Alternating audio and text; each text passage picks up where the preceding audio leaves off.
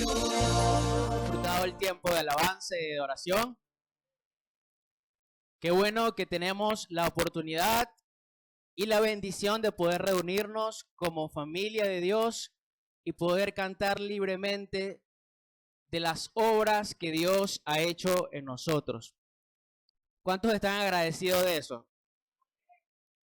El día de hoy vamos a abrir la palabra de Dios en el Salmos. Le voy a pedir que busquen el Salmo 95.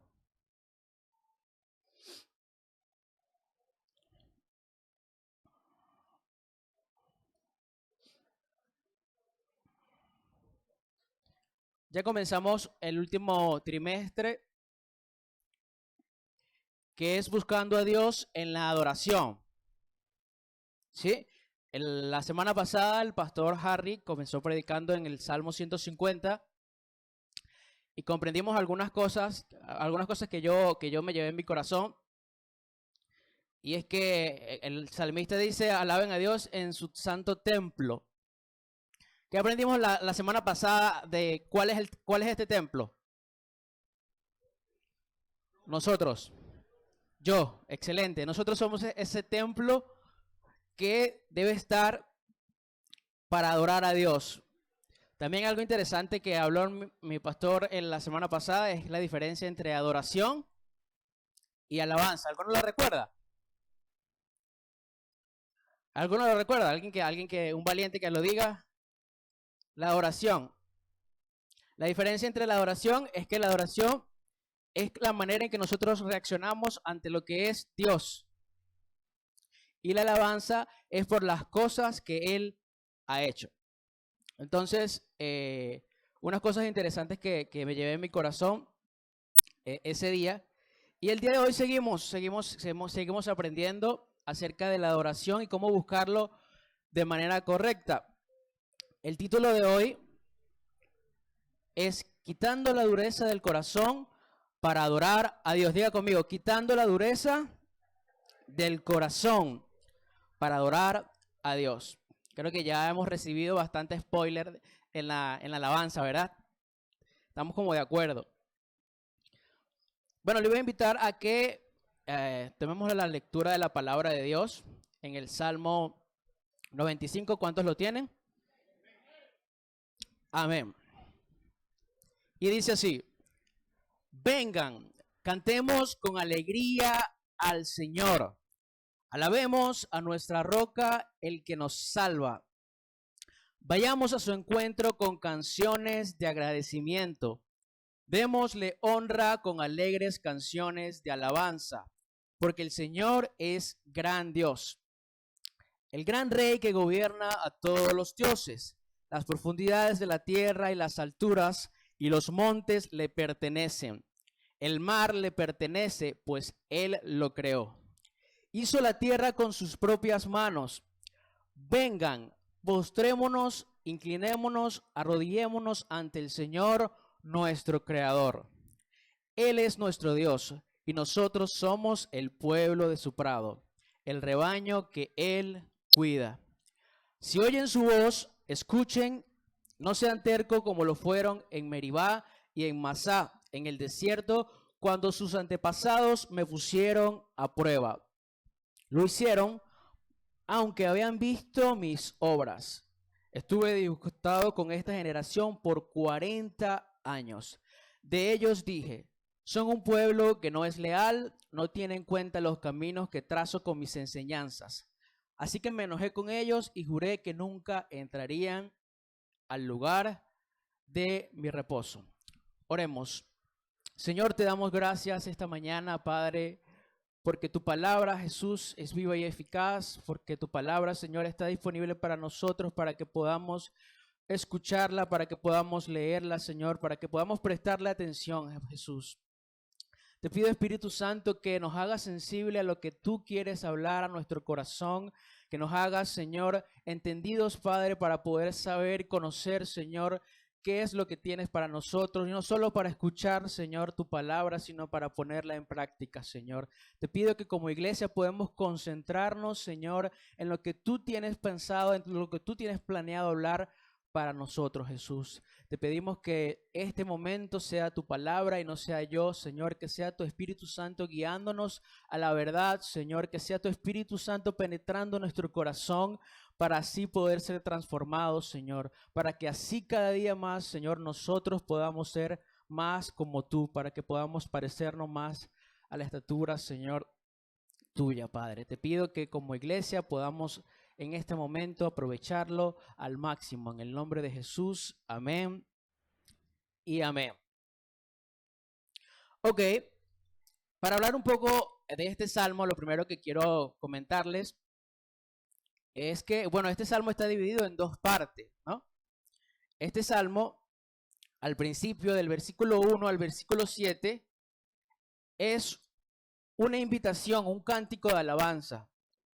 Es una invitación de un director, así como estaba Emily aquí, dándonos de cierta forma instrucciones para cómo adorar a Dios, reconociendo algunos atributos de Dios y nos enseña algunos principios importantes. Del versículo 1 al 6, al 7 podríamos decir que es como una canción.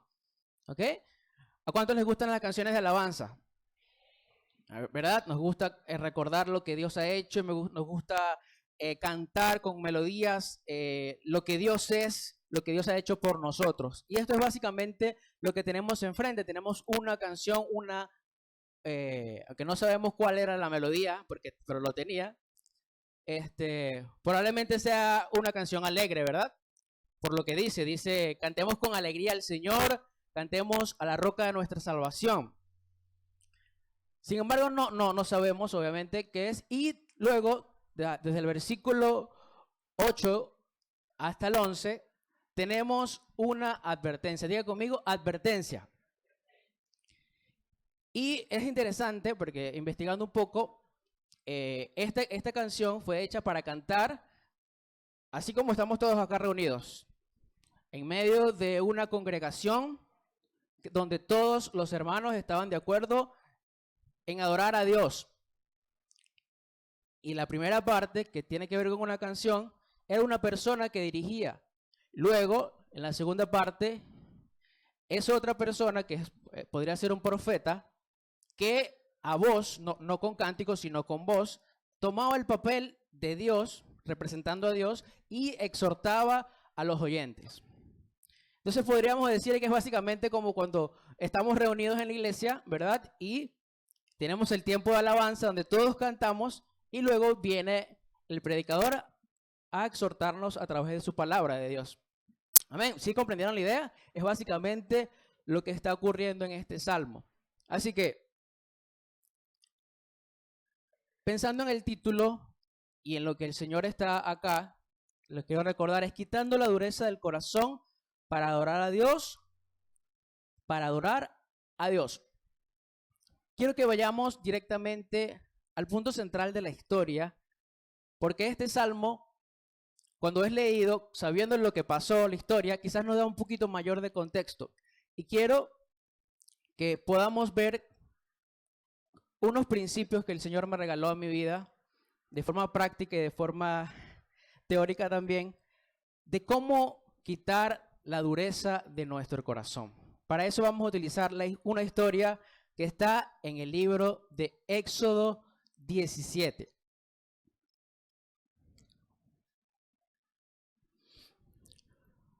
Es importante mencionar que cuando hablamos de el corazón, ¿ok? Más allá de pensar en nuestro órgano vital, que es importante para vivir, para no ser abstracto, quiero que pensemos en el corazón como este lugar donde guardamos todos nuestros pensamientos, este lugar donde guardamos todas nuestras emociones y que por consecuencia nos ayudan, nos hacen actuar de una u otra manera. ¿Sí? Es el lugar donde están nuestros mayores deseos, nuestra pasión, lo que anhelamos, todo esto está en nuestro corazón. Por eso es como Emi decía que a veces nuestro corazón va en contra de Dios, ¿verdad? Porque cuando nuestros deseos no son alineados a la voluntad de Dios, entonces es donde tropezamos. Ok, para no leer la historia, quiero hacer un recuento de lo que pasó, lo que le pasó al pueblo de Israel. El pueblo de Israel es sacado de Egipto, ya todos conocemos bastante la historia. Y en este contexto el pueblo de Israel es movido del desierto de Sin y acampa en Refidim por orden de Dios. Llegan a este lugar, en este lugar no hay agua para beber y el pueblo se queja con Moisés.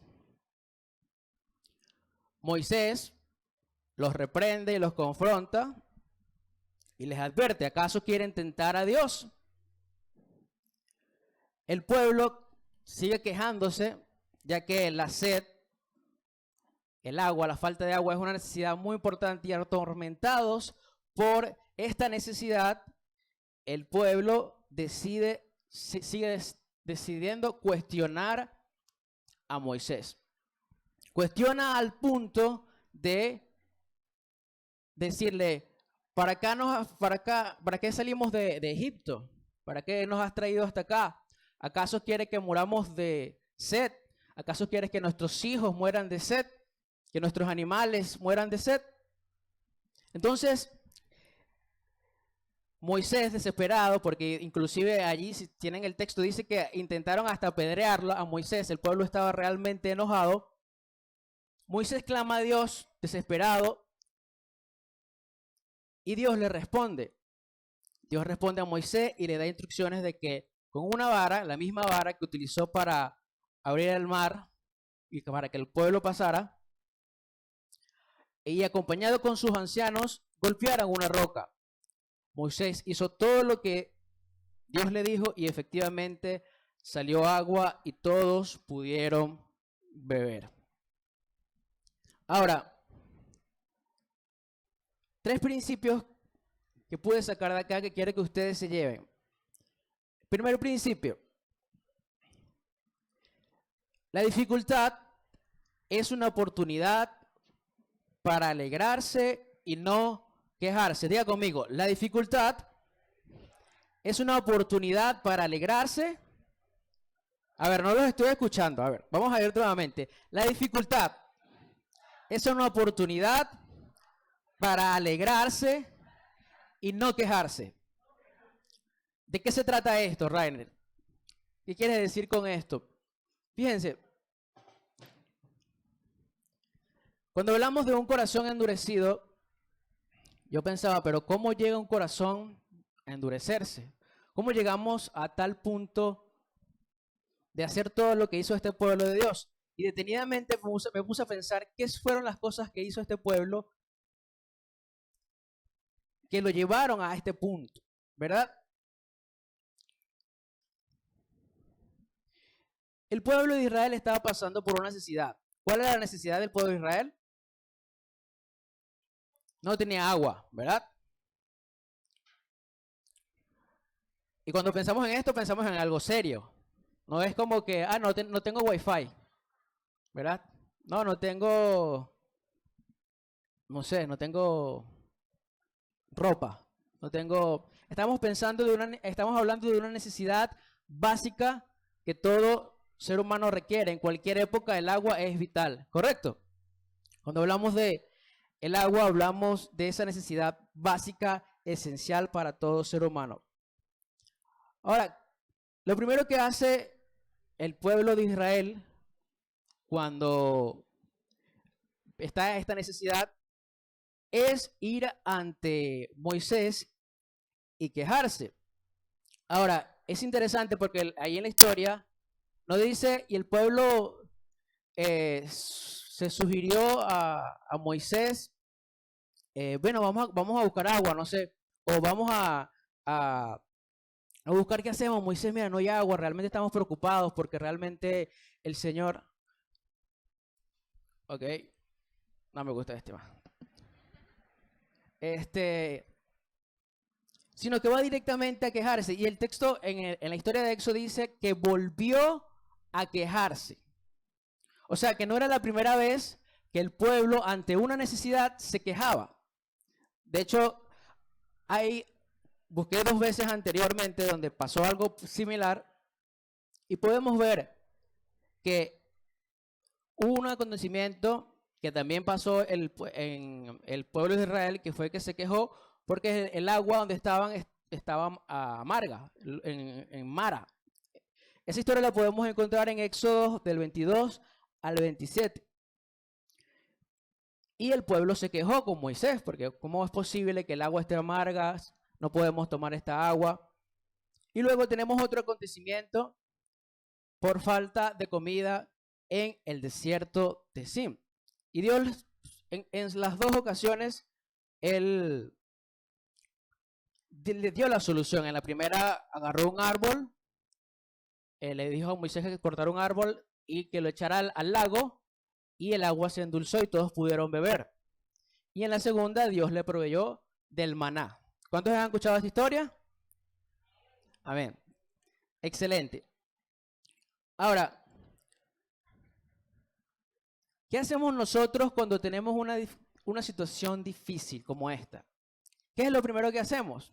Muchas veces cuando vemos al pueblo de Israel pasando por tanta necesidad o quejándose, nos ponemos en la posición del juez, ¿verdad? Esa gente sí era terrible. Esa gente, mira, Dios le abrió el mar, le hizo todo aquello, y entonces nos ponemos en esa posición de juzgar. Esa gente era terrible. Pero la naturaleza humana caída, que no ha conocido a Dios, en su naturaleza está la queja. Solemos ser quejones cuando las cosas no nos salen bien.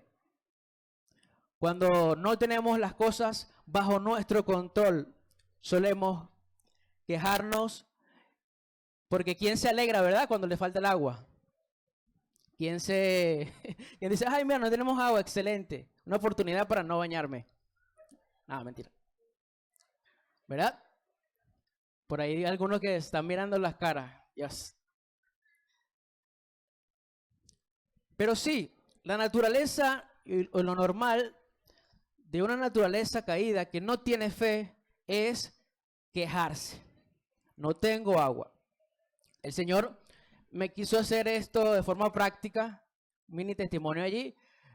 Hace como 2 semanas, algunos ya saben, en nuestra casa hubo una filtración increíble donde yo vivo es una casa de 2 pisos con una tubería de más de 100 años. Y hubo una filtración y bueno, no solucionamos a tiempo, estamos dañando casi que al vecino. Entonces mi suegro, como también la casa está en venta, para no enrollarse, bueno, vamos a quitarles el agua y le ponemos un chorrito en el piso de abajo. Entonces, ahora estamos así, con un chorrito abajo y tenemos una manguera hacia arriba y así es que tenemos agua. Y yo decía, wow, gloria a Dios, esto es una oportunidad para alegrarse. Amén. Dios quería que experimentara de forma literal, un poquito. Nosotros, como el pueblo de Israel, caemos en esta situación. Estamos pasando por dificultades y solemos quejarnos. Ahora, el problema real de la queja no es expresar nuestro descontento con Dios. Inclusive el profeta David, el salmista David, tiene salmos donde él expresa: ¿hasta cuándo, Señor, los malos van a seguir haciendo lo malo? Y su corazón expresa constantemente lo que no le agrada, lo que le afecta. Y eso no es el problema que estamos intentando romper acá. El problema es que una y otra vez es nuestra actitud de queja y queja y queja y queja y queja. Pasó aquí, no tenemos comida, queja. Pasó acá, no tenemos agua, el agua está amarga, nos quejamos. Está en nuestra naturaleza la constante queja. El problema de la queja es que se resume en falta de fe, incredulidad. Y eso, mis hermanos, sí es un problema. Porque sin fe es imposible agradar a Dios. En vez de ser incrédulos cuando se nos presenta una situación difícil, Santiago nos exhorta a tener una actitud de alegría y confianza ante cada dificultad. En Santiago 1:2 La Biblia dice, amados hermanos, cuando tengan que enfrentar cualquier tipo de problemas, considérenlo como un tiempo para alegrarse mucho. Diga conmigo, alegrarse mucho. Pero ahora lo vamos a decir con alegría. Alegrarse mucho. Bueno, hay unos que tienen la carique. Digan, alegrarse mucho. Amén. Porque ustedes saben que siempre que se pone a prueba la fe, la constancia tiene una oportunidad para desarrollarse. Así que dejen que crezca, pues una vez su constancia se haya desarrollado plenamente, serán perfectos y completos y nada les faltará. Que no quiero comentar más nada acerca de este versículo porque lo dice clarito, ¿verdad? La oportunidad para alegrarse cuando hay una dificultad. Qué distinto fuese sido si en este momento, cuando el pueblo de Dios llegó a la ciudad y vio que no había agua. Imagínense todos así locos. ¡Wow! No hay agua. ¡Qué increíble! ¿Qué es lo que Dios va a hacer ahora? ¿Se acuerdan? Cuando estábamos allá y Dios abrió el mar y parecía que no había solución. Qué distinto fuese sido, ¿verdad? Quizás se hubiesen visto como todos unos locos ahí bien alegres. ¡Ay, no tenemos agua! Pero Dios va a hacer algo. Y ese es el punto de la actitud que Santiago quiere que podamos tener. Cuando creemos en Dios, como sabemos en quién hemos creído, cuando viene una dificultad, entendemos que Dios va a hacer algo increíble. Cuando está pasando la situación que no consideramos que podemos solucionar y que no hay salida, entendemos que Dios va a actuar de una manera sobrenatural. ¿Cuántos dicen amén? Amén. La alegría del cristiano, mis hermanos, no está basada en las situaciones que pasamos diariamente, sino está en la confianza que tenemos un Dios que siempre nos salvará. El versículo comienza con una invitación. Vengan, cantemos con alegría al Señor. Alabemos a nuestra roca, al que nos salva. Una referencia ahí, la roca. Para el pueblo de Israel, cuando se habla de roca, se habla de algo estable, de algo seguro, de algo que te genera estabilidad. Y esa es la confianza que tenemos en Dios, que Él es nuestro lugar seguro, nuestra estabilidad. No nuestro trabajo, no nuestras capacidades, sino Él es nuestra estabilidad. ¿Cuántos dicen amén? Él es el que nos salva. Así que punto número 1, cuando hay una dificultad, a ver, voy a leer para no parafrasearlo. La dificultad es una oportunidad para alegrarse y no, ¿para qué? La dificultad es una oportunidad ¿para qué?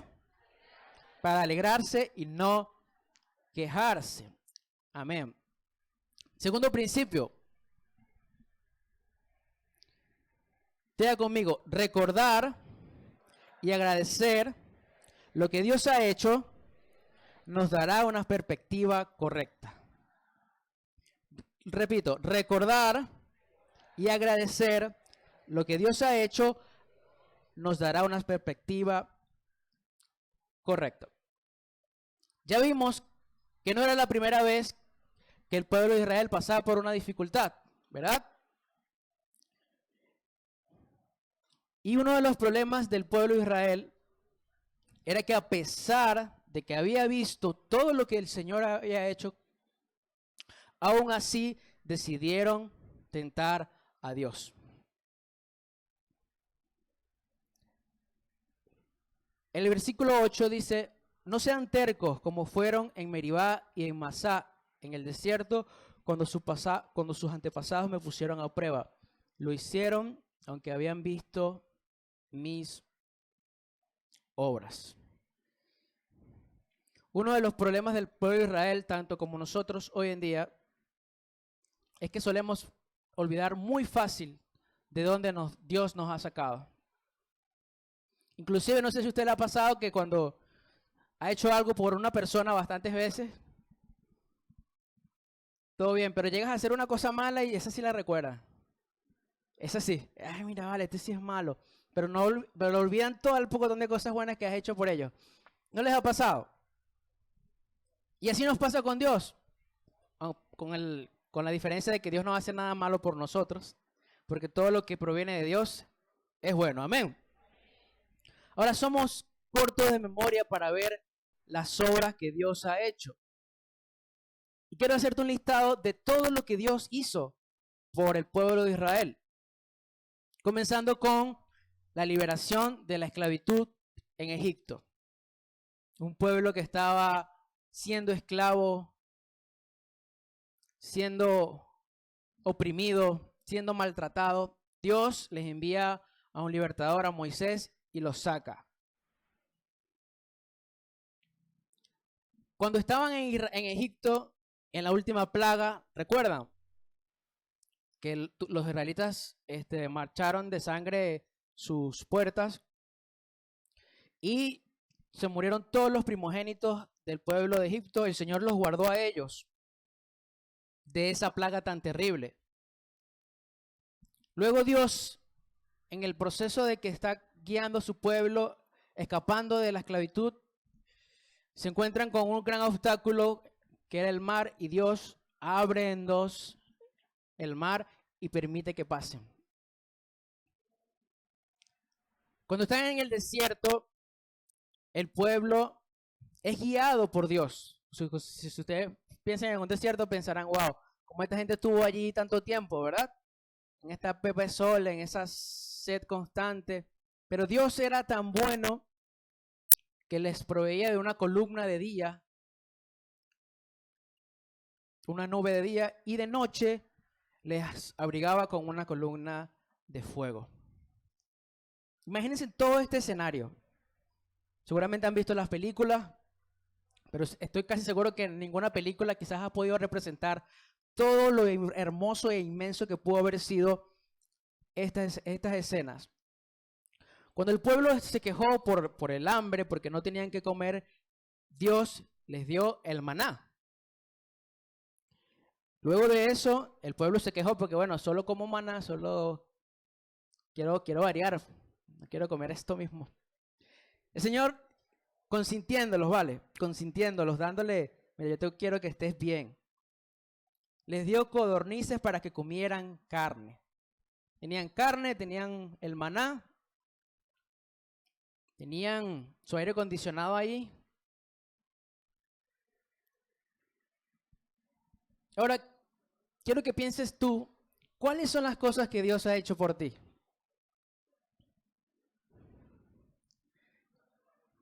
¿Cuáles son las cosas que Dios ha hecho por ti? ¿Podrías hacer una lista así como el pueblo de Israel?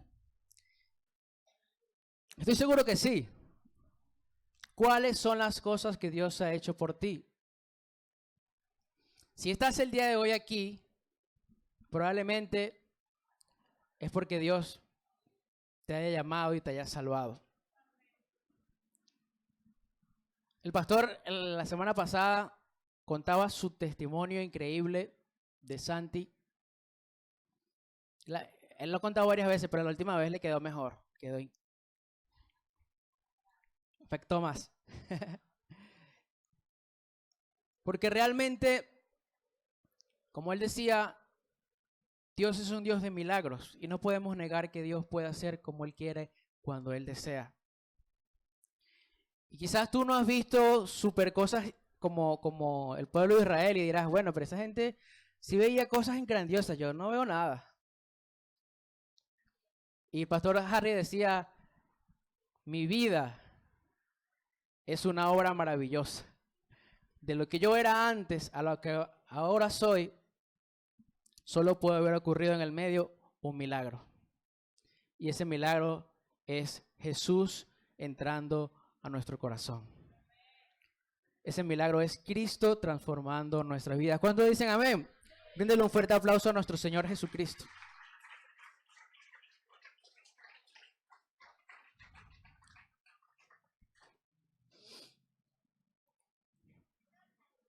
¿Qué necesitas ver de parte de Dios? que más necesitas ver de parte de Dios. Dios ha hecho cosas increíbles a lo largo de la historia y ha hecho cosas increíbles en nuestra vida. La falta de fe, que es el problema principal de este pueblo, es tan terrible que puede llevarnos a estar atormentados por las circunstancias que están pasando. Es por eso que recordar lo que Dios ha hecho constantemente nos va a ayudar a tener una perspectiva correcta de quién es Dios y qué somos nosotros delante de Él. Recordar lo que Dios ha hecho, mis hermanos, nos dará una perspectiva correcta. Porque si Dios lo hizo en ese momento, Él lo puede volver a hacer. ¿Cuántos dicen amén? Porque Él tiene el poder, Él tiene la autoridad para cambiar cualquier circunstancia adversa. Es por eso que constantemente en los salmos se repiten mucho las frases o las canciones están hechas para este propósito tan especial de ayudarnos a recordar. Recuerdo que una vez un profesor de música nos preguntó en la clase, ¿para qué ustedes creen que es la música? Y nosotros, yo el más cristiano, para adorar a Dios. Pero todos decían cosas y él concluyó en algo que en su momento me pareció extraño, pero luego lo medité y dije, tiene mucho sentido. Él decía, la música fue hecha para recordar. Y yo, wow. Cuando hay un evento importante que un pueblo quiere celebrar, siempre hay una canción, siempre hay una celebración, siempre hay un cántico. Navidad tiene un cántico. Cada evento simbólico puede tener un cántico. Cada país tiene un himno que le ayuda a recordar su origen, le ayuda a recordar sus valores más importantes. Y el Señor nos regaló la música para recordar todas las obras que Él ha hecho. Así que aprovechemos esta herramienta hermosa y cada vez que venimos un domingo o que estamos en nuestra casa, cantemos canciones a nuestro Dios. Cantemos, así como estábamos cantando en este momento, mi corazón entona la canción, cuán grande es Él, cuán grande es Él. Porque la vida cristiana no es solamente convicciones y solamente una rutina, son emociones también. Nosotros tenemos emociones y nuestras emociones juegan un papel importante dentro de nuestra vida cristiana. Expresarle a Dios lo que hay en nuestro corazón y cantar de lo que Él es nos va a ayudar a tener una perspectiva correcta de nuestra fe. Así que la gratitud cristiana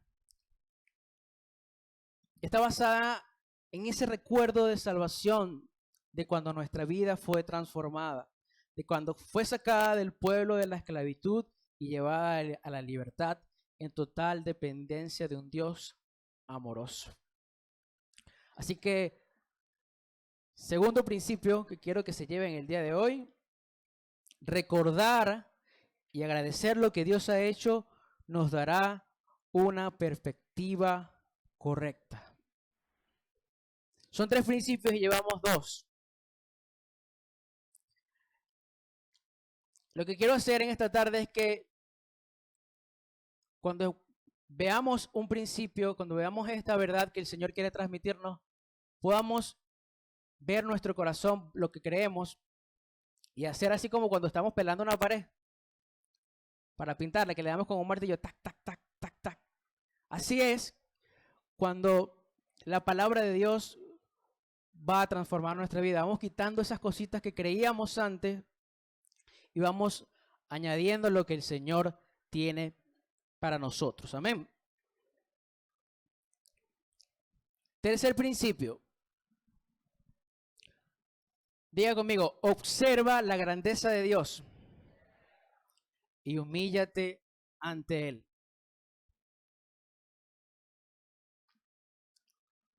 Este salmo, el versículo 4, desde el 3, lo voy a leer del 3, dice: porque el Señor es gran Dios, el gran Rey que gobierna todos los dioses. Las profundidades de la tierra y las alturas de los montes le pertenecen. El mar le pertenece, pues Él los creó. Hizo la tierra con sus propias manos. Vengan, postrémonos, inclinémonos y arrodillémonos ante el Señor nuestro Creador. Él es nuestro Dios y nosotros somos el pueblo de su prado. Este salmo nos hace un recorrido sobre la grandeza de Dios. Podemos ver que las alturas de los montes les pertenecen. Piensen en el monte más grande, en el edificio, y piensen que esto es más pequeño que Dios. El mar les pertenece. Por eso cuando el pueblo de Israel pasó por el mar, solo lo que hizo el mar fue obedecer a Dios, porque el mar le pertenecía a Dios.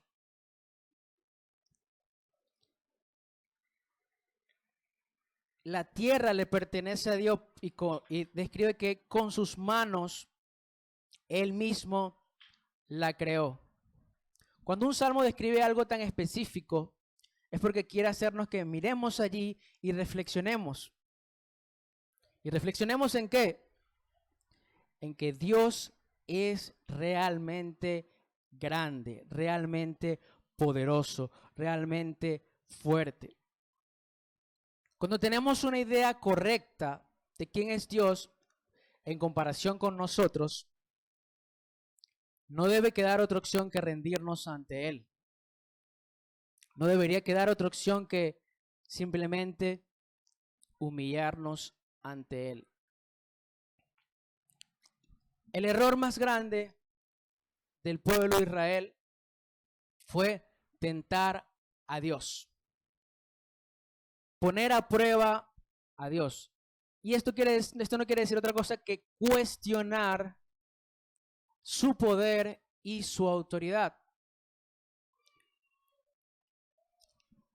Y esto podemos ver un ejemplo de qué es tentar a Dios en Mateo capítulo 4, 7. Si me lo ponen allí, por favor.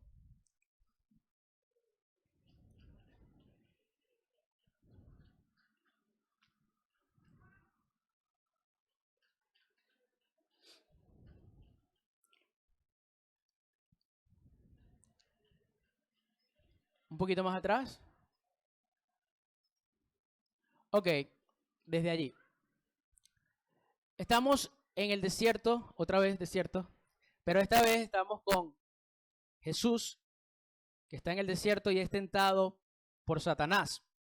Satanás le dijo: si tú eres el Hijo de Dios, salta desde aquí, porque en la Escritura dice: Él mandará a sus ángeles que te cuiden, sus manos te rescatarán para que ni siquiera te lastime los pies contra las piedras. Jesús le dijo: pero también escrito, las Escrituras dice: no pongas a prueba al Señor tu Dios. Este fue el pecado de Satanás. El pecado de Satanás es querer ser como Dios, es ver a Dios, no temer su grandeza y decir: yo puedo tomar las decisiones que Dios toma, yo puedo hacer las cosas que Dios hace, yo puedo ser como Dios. Y este es un pecado terrible que cuando nuestro corazón se comienza a quejar, cuando nuestro corazón comienza a aferrarse a la realidad y no confiar en Dios, y que comenzamos a solventar algunas cosas, comenzamos a tener control de algunas cosas, comenzamos a tener influencia en algunas cosas, llegamos a pensar que somos como Dios. Llegamos a pensar que podemos tener el control de algunas cosas. Y allí, mi hermano, es el punto máximo cuando un corazón se ha endurecido ya. El pueblo de Israel cuestionaba todas las decisiones que Dios había hecho. Cuestionó que habían salido de Egipto. ¿Para qué salir de ese pueblo si yo estaba allí, tenía mi alimento, tenía mi comida? Sí, me maltrataban un poquito, pero Sí, me daban unos latigazos y me hacían trabajar, pero yo resolvía, yo tenía la comida para mi familia, ¿vale?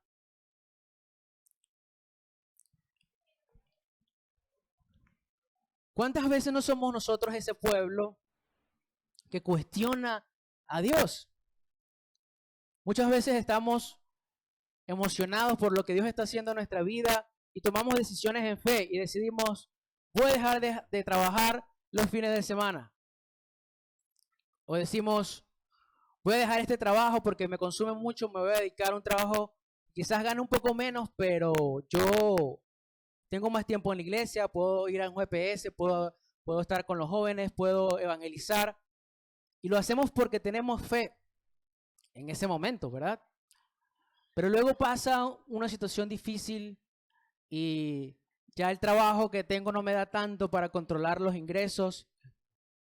Comienzo a ser un poco más dependiente de otras cosas que no quiero ser dependiente, como que me den cosas, ¿verdad? No nos gusta que nos regalen cosas a veces, que tenga que depender de un hermano que me dé una comida, que tenga que depender de alguien que me arregle algo porque no tengo cómo pagarle. Y todas estas cosas, y decimos, pero ¿por qué dejé mi trabajo? ¿Por qué dejé de hacer eso si eso es lo que me generaba ingresos a mí? ¿Por qué dejé de hacer este negocio? No era tan bueno, pero él me resolvía. Este negocio me daba provisión. La falta de fe en los momentos difíciles nos hace creer que nosotros podemos solucionarnos, cuando en realidad es Dios el que siempre ha tenido el control de nuestra vida. Es Dios el que siempre ha guiado nuestros pasos. Cuando pensamos en el Dios creador de todas las cosas, a veces se escucha un poquito lejos, pero me gusta cómo termina este fragmento porque dice, Él es nuestro Dios y somos el pueblo de su prado. No es un Dios creador lejano que creó todo y nos dijo, bueno, ahí tienen. Es un Dios cercano que a pesar de de haber tenido el poder de hacer todas las cosas, se acercó y nos hizo su pueblo. ¿Dónde encontramos el ejemplo de humildad? Allí, en Cristo.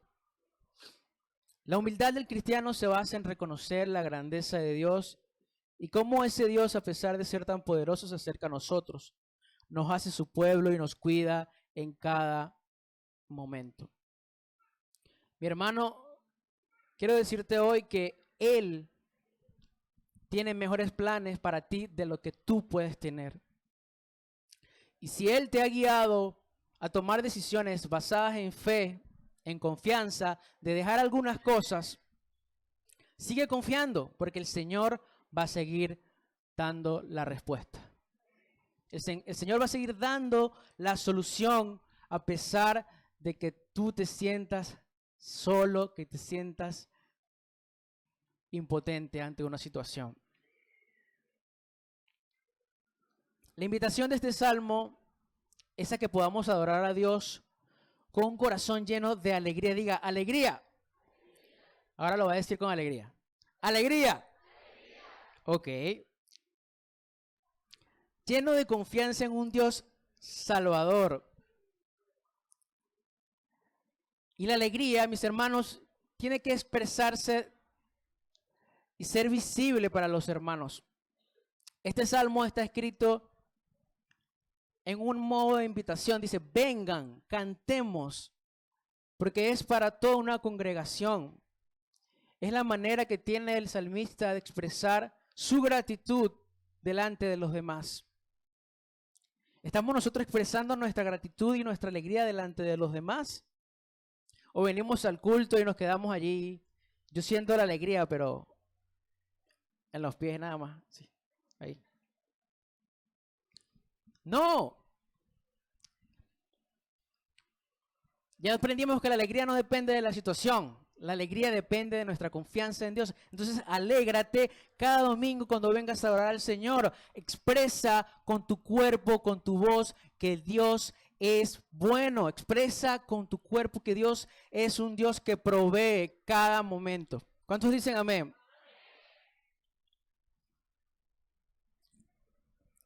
Debemos tener una actitud de agradecimiento por todas las obras que Dios ha hecho por nosotros, que somos su pueblo, que podemos tener una actitud de humildad cuando estemos en tu presencia y que al oír su voz podamos obedecerle.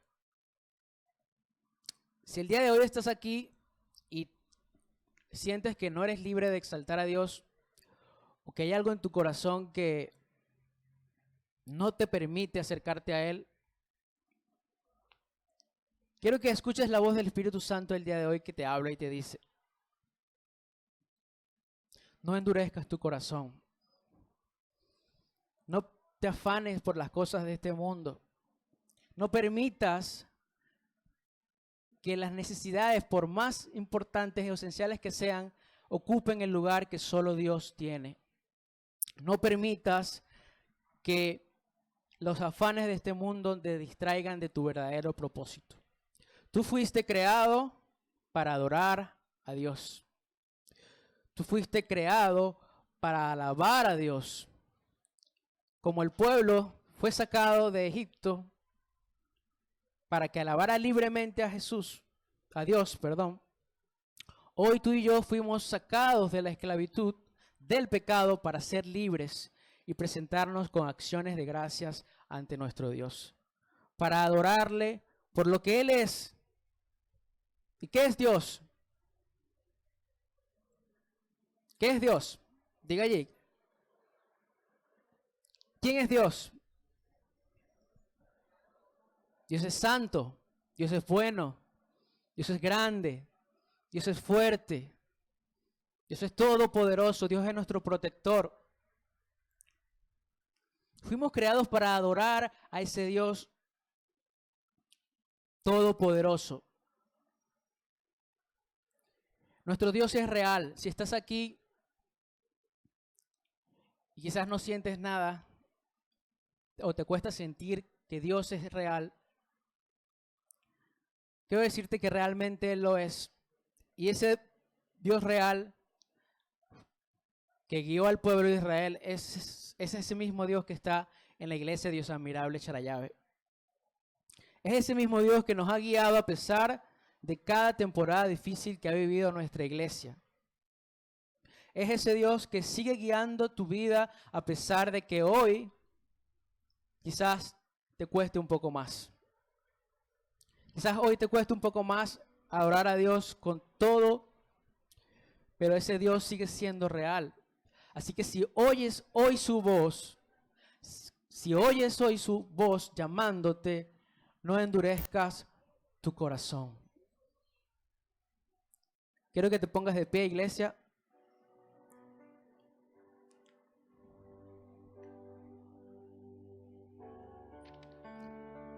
Quiero leer Hebreos 4, si me lo ponen allí.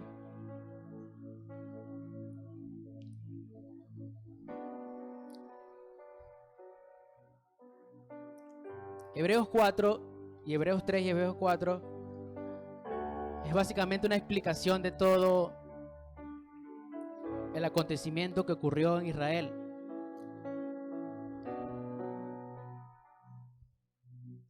Y dice: así que debemos tener mucho cuidado, porque aunque todavía está vigente la promesa que Dios le dio a ese pueblo de entrar a disfrutar del reposo con Dios, puede ser que algunos de ustedes no entren allí.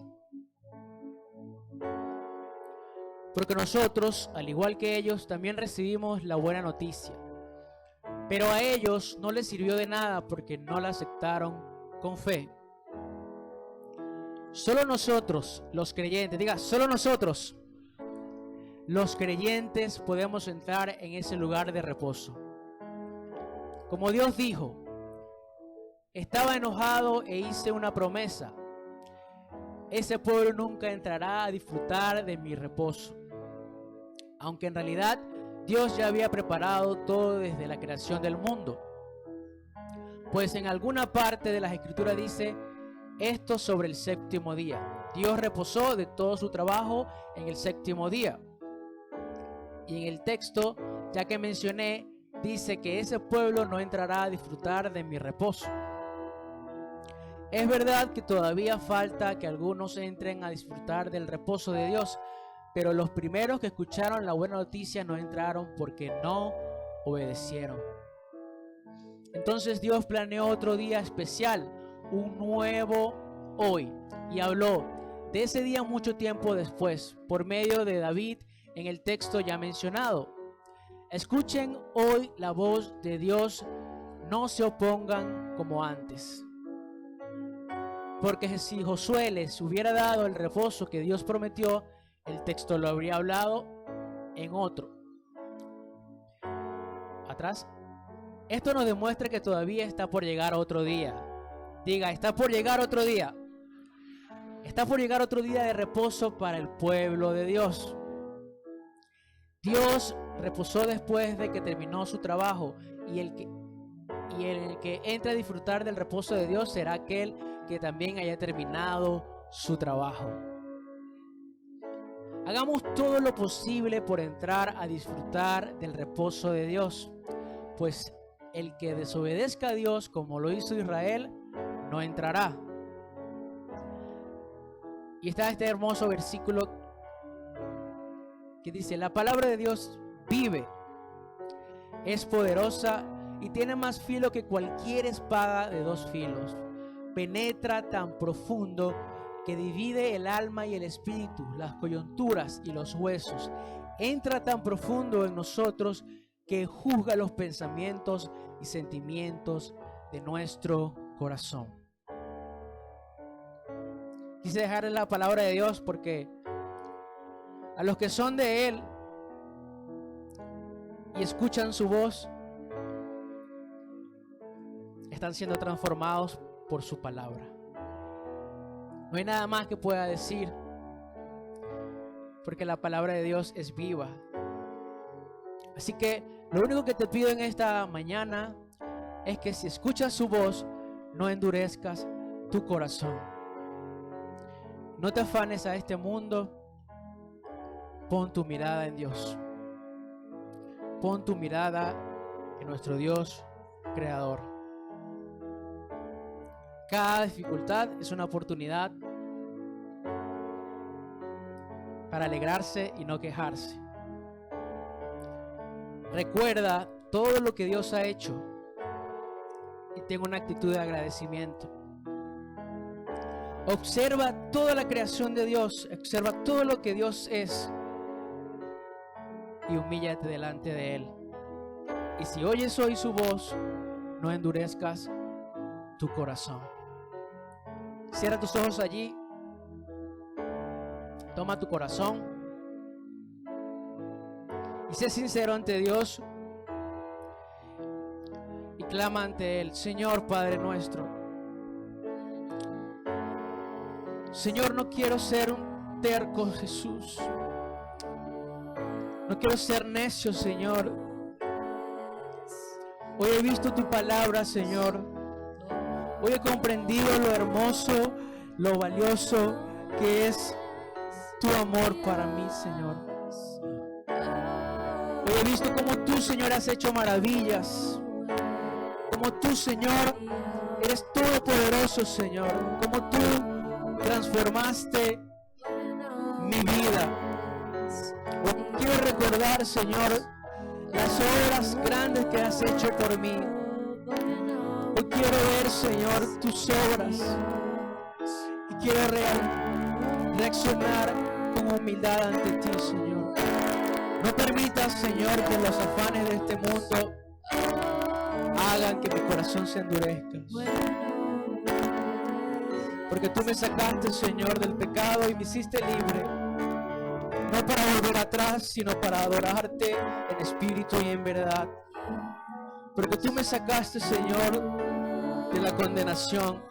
Me hiciste libre para adorarte. Así que, Señor, yo te entrego mi corazón.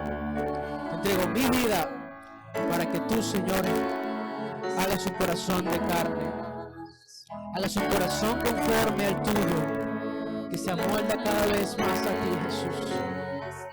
Así que hoy oigo tu voz, Señor, y decido no endurecer mi corazón. Gracias, Señor. En el nombre de Jesús, bríndele un fuerte aplauso a nuestro Señor Jesucristo.